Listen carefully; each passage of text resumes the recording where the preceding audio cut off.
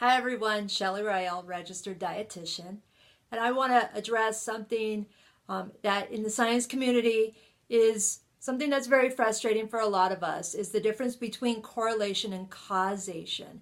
And when I say the science community, this is in many aspects, but especially in nutrition.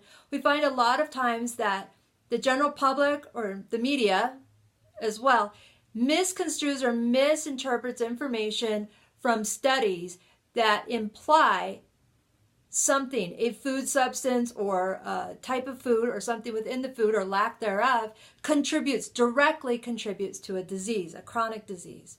Most often that is not the case. It is rare that there is a cause and effect with regard to an overall diet pattern. Now, for example here, let me clear this up. If I eat undercooked chicken and the next few days I'm not feeling well, and I won't get graphic onto what that would mean, there is pretty much a direct cause and effect there. Undercooked chicken, illness. That's a cause and effect. The chicken caused the illness in most cases.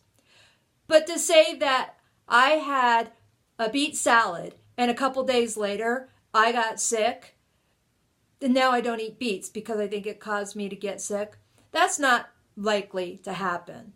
So there was a correlation there. I now have an association with that one particular food that made me sick, but it's unlikely that one food made me sick.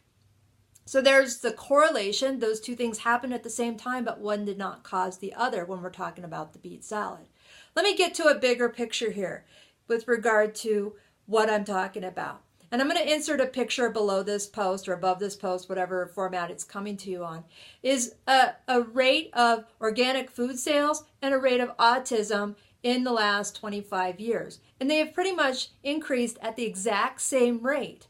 But that does not mean that organic food sales caused autism, nor does it mean that autism is what drove organic food sales. They just happen to happen at the same rate over the same period of time, and that's it.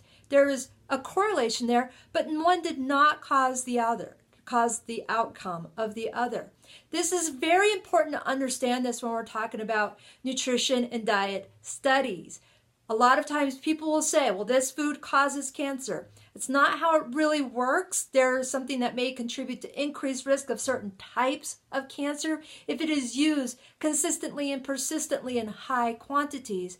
But in general, a single food all by itself will not contribute to increased risk of cancer.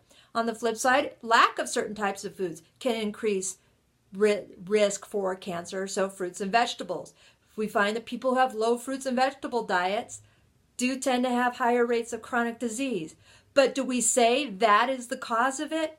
No, because it could be people who have low fruits and vegetable diets, don't exercise as much, may weigh more, may smoke. Who knows what the differences are? But if we look at one particular thing happening, we can see what could appear to be a cause and effect, but not always. So one last example I'll give, and this is something where I don't care if you know how old I am.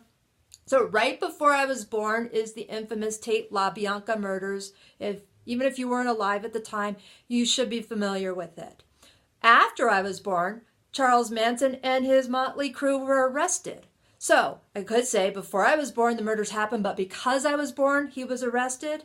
No, it has nothing to do with one or the other. It was just a coincidence those things happen, and a lot of us were born in that intervening time between the murders and the arrest.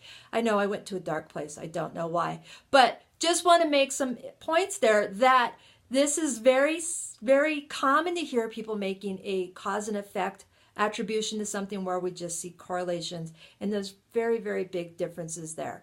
So keep that in mind next time you hear somebody say, oh, that causes cancer, or that food does this, or you're going to die because you don't exercise, or you don't eat fruits and vegetables.